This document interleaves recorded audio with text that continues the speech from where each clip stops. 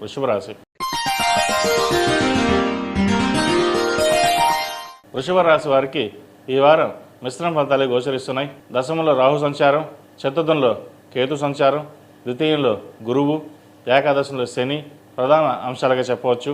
చేసే పనిలో కష్టం తప్ప ఫలితం దక్కదు. ఎన్ని ప్రయత్నాలు చేసినా ఒడుదొలకినవి ఏర్పడతాయి. వచ్చిన ధనం కంటే అప్పు చేయాల్సిన పరిస్థితి ఎక్కువగా ఉంటుంది. అప్పుల వాళ్ళు ఇంటి మీద రావడం, ఒత్తిడి చేయడం అనేది జరుగుతుంటుంది. ఇంత క్లిష్ట పరిస్థితుల్లో ఏమిటి ఇది అని ఒక బాధ ఏర్పడుతుంది.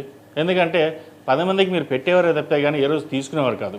కానీ మీ దగ్గరకు వచ్చేసరికి ఎవరూ సహాయం చేయకపోవడం, మాట మార్చేయడం, ఏం లేదు అని చెప్పడం, లేదా బాగా చూసుకున్న వాళ్ళు, బాగా మాట్లాడుతున్న వాళ్ళు కూడా మీ మీద అధికారం చెలాయించడం అనేది ఎక్కువగా జరుగుతుంది.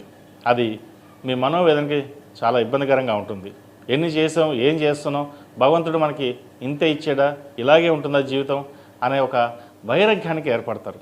కాబట్టి ఇటువంటి పరిస్థితుల్లోనే మీరు ధైర్యంగా ఉండి నిలబడడం అనేది చాలా చెప్పదగిన విషయం. ఉద్యోగంలో కూడా మార్పులు చేర్పులు ఉంటాయి. ఉద్యోగం మారేటప్పుడు కూడా ఉన్న ఉద్యోగం మారడమా లేదా స్థిరంగా ఉండడమా ఆలోచించి నిర్ణయాలు తీసుకోవాలి. ఎందుకంటే ఏదో ఉద్యోగం వచ్చేసింది వెళ్ళిపోదాం అనుకుంటే తర్వాత ఇబ్బంది పడే అవకాశం ఎక్కువగా గోచరిస్తుంది. అలాగే విదేశీ వ్యవహారాలు కావచ్చు, ఉద్యోగం సంబంధించి కావచ్చు, ఫైనాన్స్ సంబంధించి స్పెక్యులేషన్స్కి దూరంగా ఉండాలి. అలాగే విదేశీ విద్యకు సంబంధించి ఉద్యోగంలో కొన్ని మార్పులు ఏవైతే ఉన్నాయో అవి జాగ్రత్తగా పరిశీలన చేసుకుని ముందుకు వెళ్ళండి. ఒక స్త్రీ వల్ల ఇబ్బంది పడే అవకాశం గోచరిస్తోంది. నమ్ముకున్న వ్యక్తులు మిమ్మల్ని మోసం చేశారనే మనోవేదన, బాధ ఎక్కువగా కనిపిస్తుంది. వాటిని కనిపించకుండా జాగ్రత్తగా ఉండడం అనేది చెప్పదగిన సూచన. విద్యార్థులకు కాలం అనుకూలంగా ఉంది. విదేశీ విద్యకు సంబంధించిన వ్యవహారాలు సానుకూల పడతాయి. విదేశాల్లో ఉన్నవారికి గ్రీన్ కార్డ్, H1B విషయంలో కొంత జాప్యం జరిగే అవకాశం ఉంది. అయితే ఉద్యోగ విషయంలో ఎటువంటి మార్పులు ఉండవు. మంచి ఉద్యోగం లభిస్తుంది వీరికి. అలాగే మెడికల్ సీట్ కోసం ప్రయత్నిస్తున్న వారికి సీటు రాకపోవడం కూడా ఒక ఇబ్బందికరమైన విషయం అని చెప్పవచ్చు. ధైర్యపడవద్దు. ఏదైనా సరే భగవత్ సంకల్పం చెప్పి మీ ప్రయత్నాన్ని మీరు చేసుకోవడం చెప్పదగిన సూచన.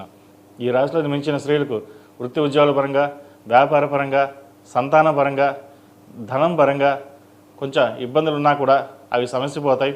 ముఖ్యంగా డబ్బు ఖర్చు పెట్టేటప్పుడు కొంత జాగ్రత్త చూసి వహించడం, భవిష్యత్తును దృష్టిలో పెట్టుకుని ఉండడం అనేది చెప్పదగిన సూచన.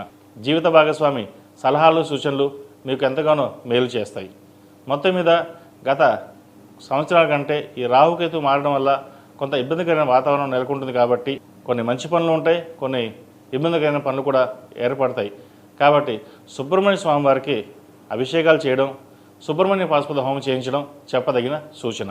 ఈ రాశిలో జన్మించిన వారికి కలిసి వచ్చే సంఖ్య 8, కలిసి వచ్చే రంగు గ్రే. ఏదైనా పని మీద బయటికి వెళ్ళేటప్పుడు సోమవారం కానీ శుక్రవారం కానీ వెళ్ళండి, మంచి ఫలితాలు సంప్రాప్తిస్తాయి. ప్రతిరోజు ప్రతినిత్యం ఆరవలి కుంకుమతోటి అమ్మవారిని పూజించడం చెప్పదగిన సూచన. తదుపరి మిథున రాశి.